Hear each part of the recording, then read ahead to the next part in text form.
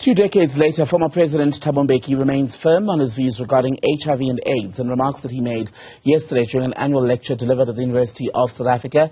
He reiterated that HIV weakened the immune system but did not necessarily cause AIDS. Those are comments, by the way, that caused a lot of anger when he first made them during his presidency. Now, when people then say to me, HIV causes AIDS, I say one virus causes a syndrome. It diseases a whole syndrome of diseases with known causes. Causes of which tuberculosis are known and it's curable. But it's part of the syndrome. So you can't say one virus causes all of these illnesses. What you can say is that this virus impacts negatively on the immune system. It impacts negatively on the immune system. It's that weakened immune system which results in the syndrome.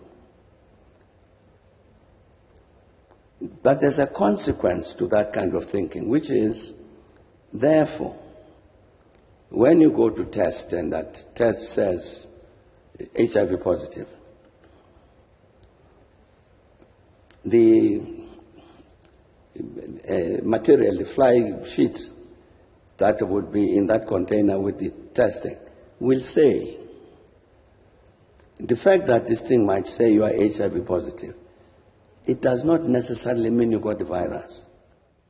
Let's talk more about this now. We're joined by Sibongile Tshabalala, National Chairperson of the Treatment Action Campaign. A very good afternoon to you, ma'am. Thank you for your time today. I wonder if you were as disappointed and even offended as some people were yesterday as they heard that the former president's views have not changed.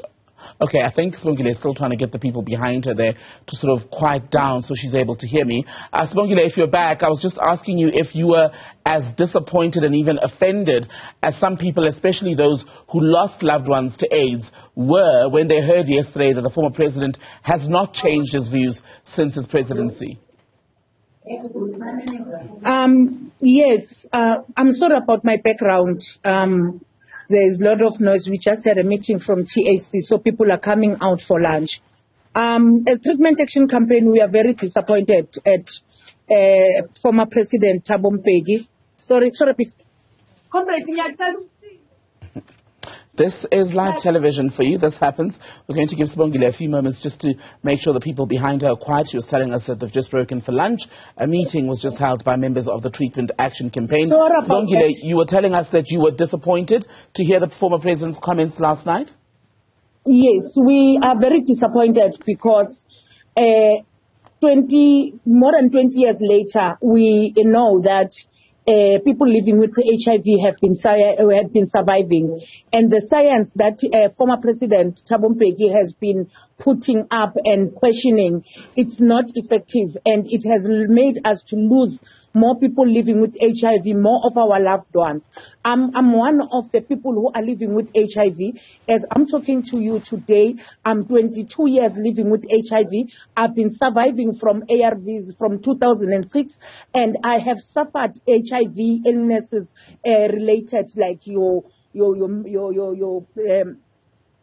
pneumonia, TB, shingles, you can name them. And I was out and in of hospitals now and again. But ever since I've started taking my ARVs from 2006 up to today, I'm still surviving. I'm strong. I'm continuing. So if he still wants to have that argument, which we feel like it's a useless argument, how can you say if that now he's saying this virus, it's no longer there, while we know that even if I'm on treatment, if I go test for HIV now, I can come out with HIV virus. So we are not talking the same language, and he still continues to disappoint South Africans, especially people living with HIV. And Sibongile, for many of the people who lost loved ones to AIDS, in the late 90s, early 2000s, it matters not to them the debate, right, around the technicalities of what ultimately causes a person to have AIDS. For many of them, the feeling is still today that their mothers, their fathers, their uncles, their children would have been alive if they'd had earlier access to ARVs, which have been proven in the years since to indeed help people live longer. Yeah. Guys. So as you are saying, you know, I'm one of those people. I lost my husband in 2003 due to AIDS-related illnesses. And I feel like my late husband could be alive today if we didn't delay, or the government didn't delay the process of making sure that people are initiated on ARVs. I think today I would have my loved one and my cousins and my brothers that I've lost due to HIV. And his science didn't in any way help us in that time. And it doesn't also continue to help us today. He's just giving his ideology that doesn't make sense, and it doesn't matter to say how is the virus living in our bodies. But what is important is that we are having ARVs, we are surviving, and we are living with HIV, and we are continuing to live longer.